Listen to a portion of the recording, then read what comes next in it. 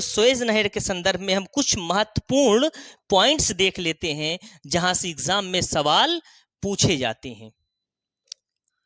यह एक कृत्रिम नहर है। कृत्रिम नहर का मतलब ऐसी नहर जिसका निर्माण मानव द्वारा किया गया हो, कृत्रिम नहर कहलाता है, यानी आर्टिफिशियल कैनाल कहलाती है। क्लियर? जिसकी लंबाई 193.30 किलोमीटर के आसपास है। इसकी लंबाई कितनी? मोटे मोटे तौर पर 190 किलोमीटर लंबी ये नहर है। कहां पे स्थित है? यही है आपकी सुएज नहर। कितनी लंबी है? लगभग 190 किलोमीटर लंबी है। जो भूमध्य सागर, आपका ये भूमध्य सागर है, भूमध्य सागर को लाल सागर से क्या करती है? जोड़ती है। क्लियर हो गया?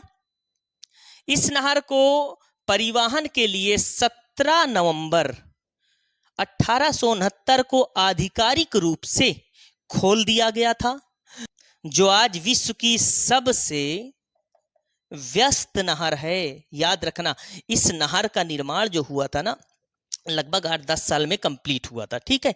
और इसे 17 नवंबर 1869 में ओपन कर दिया गया परिवहन के लिए। और आज वर्तमान में दुनिया की सबसे व्यस्त बिजी नहर कोई है तो आपकी सुएज नहर है। सवाल पूछा गया है तो इस पॉइंट को याद रखिएगा। वर्तमान में इस नहर का मालिक मिस्र है। ब्रिटिश काल में यह बनाई गई थी। वर्तमान में इसका मालिक कौन है? ये मिस्र है। ये सिनाई प्रायद्वीप है जिस पर मिस्र बैठा हुआ है। ठीक है? मिस्र, जिसने 1956 में इस नहर का राष्ट्रीयकरण, नेशनलाइजेशन किया था। तो मिस्र ने सुएज नहर का राष्ट्रीयकरण यानी नेशनलाइजेशन कब किया? 1956 में किया था। क्लियर? यह नहर भूमध्य सागर को लाल सागर से जोड़ती है और अफ्रीका को एशिया से अलग करती है। मैंने बताया भूमध्य सागर ये है, लाल सागर ये है, दोनों को आपस में जोड़ती है। और इधर है एशिया और इधर है अफ्रीका, इन दोनों को आपस में अलग करती है। क्लियर? आइए आगे देखते हैं।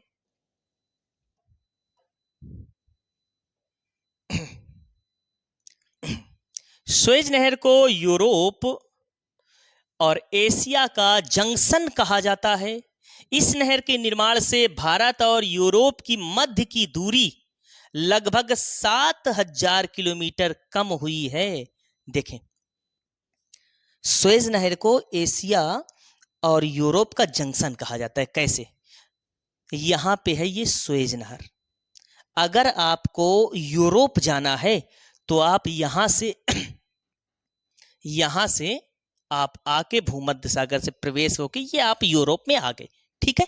ये तो यूरोप पूरा है ही है। ठीक है? अगर यूरोप में आना है तो आपको इस भूमध्य सागर में आना ही पड़ेगा सुएज नहर होते हुए। ठीक? तो इसलिए सुएज नहर को यूरोप और एशिया का जंक्शन कहा जाता है। दूसरी बात कि इस नहर के बनने से भारत और यूरोप के बीच की लगभग 7000 किलोमीटर की दूरी कम हुई है। कैसे?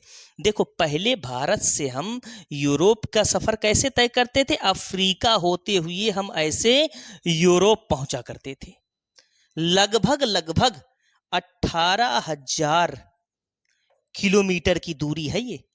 क्लियर? अब क्या हुआ?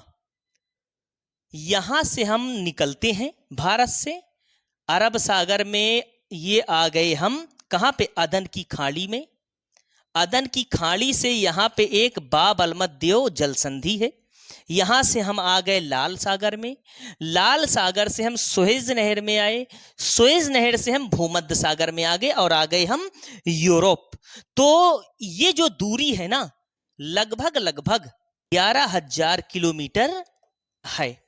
मतलब कि जहां हम 18,000 किलोमीटर की दूरी तय कर रहे थे यूरोप पहुंचने में, अब 11,000 किलोमीटर की दूरी ही तय करते हैं। कुल मिला के 7,000 किलोमीटर की दूरी कम हुई। क्लियर? तो इतना महत्वपूर्ण हमारे लिए ये सुएज नहर।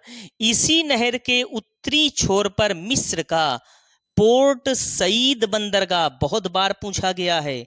इसी सुएज नहर, यहाँ पे ये सुएज नहर है, तो यहाँ पे भूमध्य सागर के तट पे और आपके सुएज नहर के मुहाने पे उत्तरी छोर पे कौन सा पोर्ट सईद बंदरगाह स्थित है। क्लियर। जबकि इसके दक्षिणी छोर पर सुएज बंदरगाह स्थित है। यहां पास सुएज बंदरगाह स्थित है।